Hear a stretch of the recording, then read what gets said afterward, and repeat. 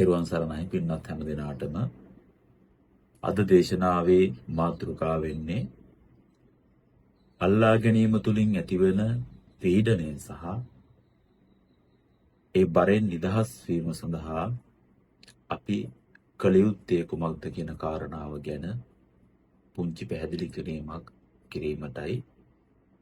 පින්වත්නි, අද සමාජයේ බහුතරයක් දෙනා මේ අල්ලා ගැනීම තුලින් ලොකු පීඩනයකට ලක් වෙලා ඉන්නවා.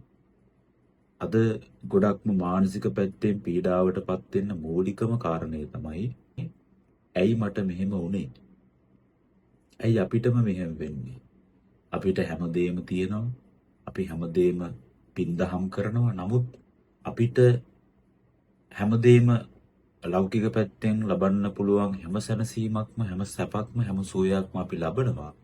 නමුත් අපිට මානසික පීඩනය වැඩි.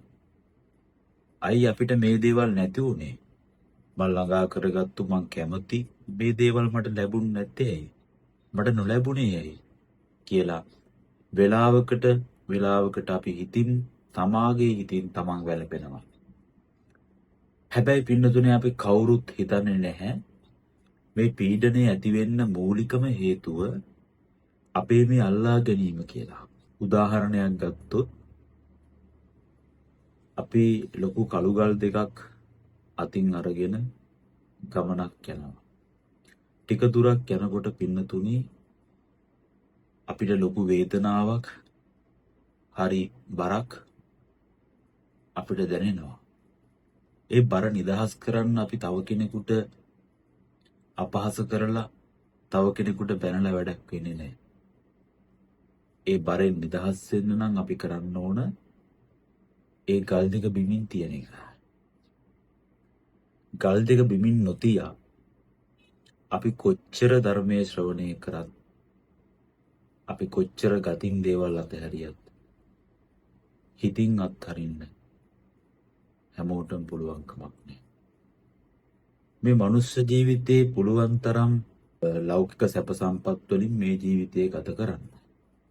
ඔබට තියෙන මිල මුදල්, යාන වාහන, රන් රිදී, මුතුමැණික්, මේ හැමදේම පරිහරණය කරන්න. හැබැයි තදින් අල්ලගන්න එපා. එහෙම නැතුව මේ අනිත්‍යයි කියලා මේ කිසි දෙයක් පාවිච්චි කරලා නොකර ඉන්න කියලා බුදුහාමුදුරුවෝ කියලා නැහැ.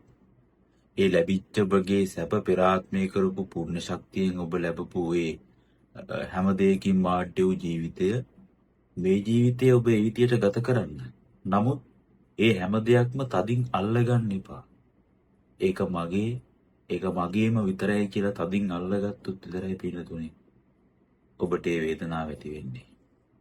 බුදුහාමුදුරුවෝ දේශනා කරනවා පංච උපාදානස්කන්ධා දුක්ඛ. මේ වේදනාව ඇති වෙන්නේ විශේෂයෙන්ම රූප වේදනා, සංඥා, සංකාර, විඥාන කියන මේ හැම දෙයක්ම දැඩිව මගේ කරගෙන දැඩිව අල්ල ගන්නා තාක්කල් මේ දුක කියන එක නැති කරගන්න බෑ.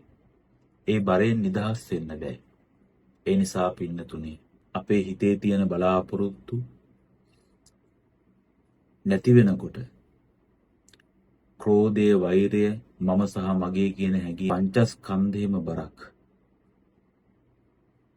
යම්කිසි පුද්ගලයා ඒ බර උසුලාගෙන යන බර දරා සිටින ලෝකයේ දුකයි. බරක් දරා ඉන්නවා කියලා කියන්නේ ඒක ලෝකයේ දුකක්.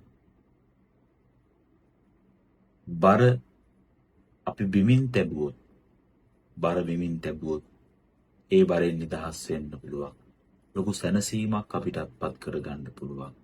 ඔබ යම් දවසක මේ හැමදේම අනිත්‍යයි කියලා, හැමදේම ඔබ අත්හැරලා ඉන්න කියන එක නෙවෙයි මම කියන්නේ. හැමදේම අත්හැරෙන බව දැනගෙන ජීවත් වෙන්න, ඔබට ලැබිච්ච සුවපත් සැපවත් ජීවිතයේ භුක්ති විඳින්න. ඒකෙම ඇලිලා ඒකේටම ජීවිතේ ගත කරන්නේ නැතුව ඒ ලැබිච්ච ජීවිතය සුවදායක කරගන්න ඔබ නිරන්තරයෙන්ම යහපතේ හැසිරෙන්න, පින්දහම් කරන්න මම ඔබට කියන්න උත්සාහ කරේ. තදින් අල්ලගත්තොත් ඒක මහා බරක්, හිසට බරක්. බොහොම සරල ජීවිතයක් ගත කරන්න. ජීවිතේ සරල වෙන්න ඒ බර කියන එක නිදහස් වෙනවා. ගතින් විතරක් නෙවෙයි හිතින් දත් හරින්න ඔබ.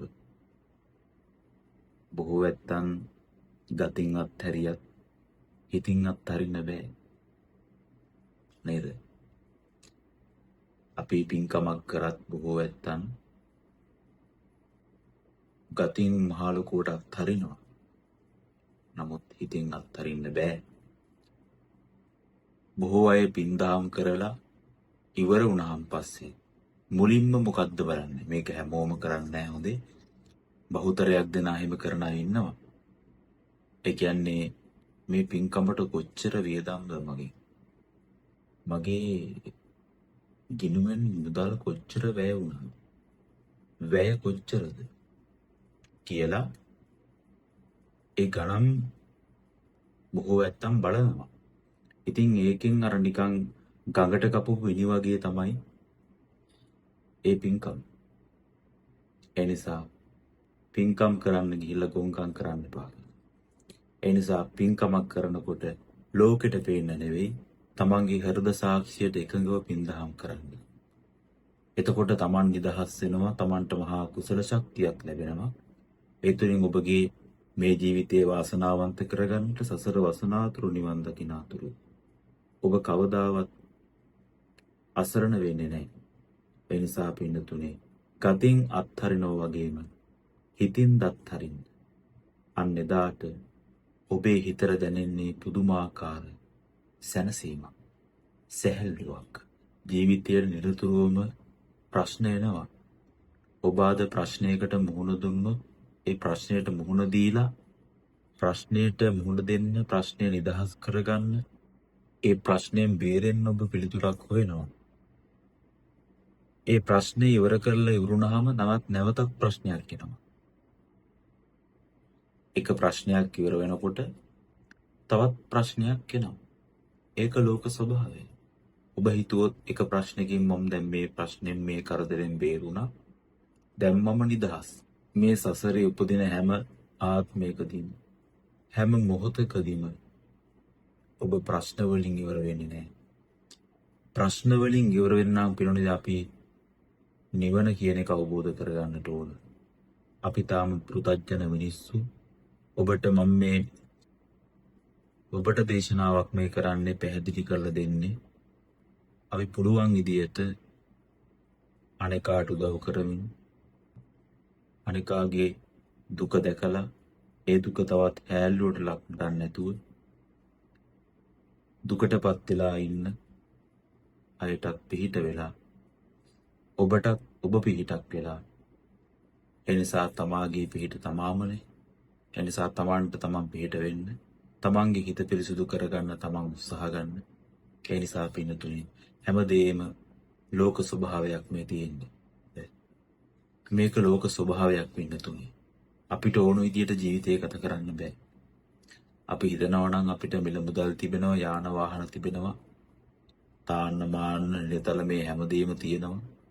එනිසා මට ඕන විදියට මේ ජීවිතේ මේ ගත කරන්න පුළුවන් කියලා ඒක අපි කාටවත් කරන්න බෑ. ඒ නිසා එන දෙයට අපි මුහුණ දෙමු. වෙන්න තියෙන දෙයට අපි මුහුණ දෙන්නට ඕන. ඒකට ඊටමත් වටිනා කියන මානසික ශක්තියක් තමා තුළින් නිර්මාණය කරගන්න. දවසක හැමදේම අත්හැරෙන බව දැනගෙන ජීවත් වෙන්න. ඉදිරියේදී මේ ගෙවෙන විනාඩි කිහිපෙදී අපේ ජීවිතවලට කුමක් වේද කියලා අපිට කියන්න පුළුවන් කමක් නැහැ. ඒ නිසා නිරතුරුවම ඔබගේ හිත দমনය කරගන්න. හිත යහපත් කරගන්න. හිතින්ම ලෝකයට ආශිර්වාදය කරන්න. යම් කිසි කෙනෙක්ගෙන් අබෑටේක දෙයක්වත් බලාපොරොත්තු නොවේ. ඔබ අනිකාට උදව් කරන්න. අනිකා වෙනුවෙන් තමන් වෙනුවෙන් කැප වෙලා අනිකා වෙනුවෙන් උදව් කරන්න. මුලින් තමන්ට ආදරය කරන්න. තමන්ගේ ජීවිතය ගැන බලන්න. තමන්ගේ ජීවිතය ගැන බලන ගමන්ම දුකටපත් වෙලා ඉන්න අය ඉන්නෝ නම් එයාටත් උදව් උපකාර කරන්න. ඔබ හම්බ කරන ධනයෙන් සුළු ප්‍රමාණයක් පිනට යොදවන්න. පාරේ ඉන්න අසරණ සතෙකුට, පාරේ ඉන්න අසරණ මිනිස්සෙකුට, පාරේ හඳුන් කුරු විකුණමින් ඉන්න මිනිස්සෙකුට, පාරේ මල් ටිකක් විකුණගෙන ඉන්න මිනිස්සුන්, පාරේ කොළ ටිකක් ඒ පලා වර්ගයක් වුණගෙන ඉන්න මිනිස්සුන් ඔබ ඒ මිනිස්සු ගාවට ගිහිල්ලා ඔබ දෙයක් මිලදී ගන්න. ඒකේ මිනිස්සුන්ගේ ජීවිකාව ගත කරන්නට ඔබත් දායකත්වය ලබා දෙනවා. ඒ නිසා මම කියන්නේ අනින් කරන ඒ ව්‍යාපාර කටයුතු වලට සම්බන්ධ වෙන්න එපා කියලා නෙවෙයි කියන්නේ. ඔය වගේනුත් ඔබ මිලදී ගන්න. නමුත් අර අසරණ මිනිස්සු දිහා බලන් නොබලා යන්න එපා. ඒ මිනිස්සුන්ගෙන් ඔබ දෙයක් මිලදී ගන්න. ඔබ ගන්න රුපියල් 100ක් දීලා හඳුන් කූරු පෙට්ටියක් ගන්නව නම් පලාමිටක් අරගෙන රුපියල් 100ක් දෙනව නම් ඒ මිනිස්සුන්ගේ දා වේල පිරිමහ ගන්නට බිස්කට් එකක් කාලා තේ ටිකක් බීලා එදා දවස ගත කරන්නට ඒ ඇත්තන්ට මහා ශක්තියක් ලැබේ. ඒ නිසා අපි නිරන්තරයෙන්ම අනේකාට උදව් කරමින් අපි විසින්ම අල්ලාගෙන ඉන්න මේ බරින් ටිකෙන් ටික අපි නිදහස් වෙමු. ටිකෙන් ටික බිමින් තියන්න බලන්න. හැම ප්‍රශ්නයක්ම අමතක කරලා සුළු වේලාවක් ඔබ ඉන්න විනාඩි 10ක් විතර ඔළුවේ තියෙන බර හැමදේම ඔළුවේ තියාගෙන වාහනේ පදවන්නේ ලොකු ස්ට්‍රෙස් එකකින්, ලොකු බරකින්, පීඩනයකින්. ඉතින් ඒක නිදහස් කරලා ඔබ දවසකට එක වතාවක් විනාඩි 10ක් එක මොහොතක් ඔබ ආනාපාන සති භාවනාව වඩන්න, මෛත්‍රී භාවනාව වඩන්න. ඔබට ඒ තුලින් මහා සුවයක්, ශාන්තියක් අත්පත් කරගන්න පුළුවන්. මානසික පීඩනයත් අත්හැරීමත් කියන මේ දෙක නිදහස් කරන්නට අපිට පුළුවන්. කෘත්‍රිමව හදපු දේවල් වලින් අපිට ඒව නිදහස් කරන්න බෑ. මනස විකෘති කරපු දේවල් වලින් අපිට ඒවා නිදහස් කරන්න බෑ. සමහරු කියන කාරණාවක් තමයි මේ දුකට ටිකක් බොනවා කියලා. දුක නැති වෙන ඕන. එහෙනම් ඉතින් අද නිවන් දැකලා තියෙන්න ඕන ඒ දුක නැති කරන පානේ බීපුවේම තමයි. දවසට කී දෙනෙක් ඒ පානය බොනව ඇත්ද? ඒ නිසා දුකෙන් නිදහස් වෙන්නට අපේ බුදුහාමුදුරු දේශනා කරන මාර්ගය විතරයි තියෙන්නේ. ඒ නිසා ඒක ඕනෑම කෙනෙකුට ඒ ධර්මය හොයාගෙන යන්න පුළුවන්. ඒකට ආගමක්, කුලයක්, ජාති ભેදයක් නැහැ. ඕනෑම මිනිසෙකුට ඒ ධර්මය සොයාගෙන යන්න පුළුවන්. ධර්මය කියවන්න පුළුවන්. ඒ ධර්මයේ තුලින් අපේ ජීවිතවලට මහා සෝයක්, ආරක්ෂාවක්, නිරතුරුවම සෝයක්, සැහැල්ලුවක් අපි බලාපොරොත්තු වන්නේ ජීවිතයට පීඩාකාරී ගතියක් නෙවෙයි. අපේ ජීවිතවලට බලාපොරොත්තු වන්නේ සැහැල්ලුවක්. හැම දිනම හොයන්නේ සැහැල්ලුව විතරයි. නිදහස. ඒ නිදහස කියන එක අපි අපේ ජීවිතවලින් අපිටම හොයාගන්න පුළුවන්. ඒකේ පළමු කාරණය තමයි පින්නතුනේ අත්හැරීම. පින්නත් හැම දෙනාටම තෙරුවන් සරණයි.